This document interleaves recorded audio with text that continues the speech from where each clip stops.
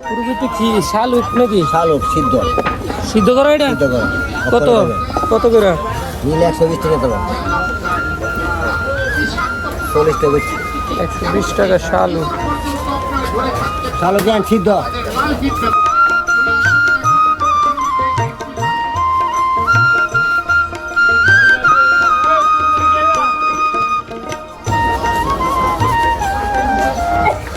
একশো 20 টাকা কম হইতো না? না খায় দেয় খাইতে হবে। 1 কেজি নেবেন শালুক জ্ঞান সিদ্ধ 1 কেজি নেন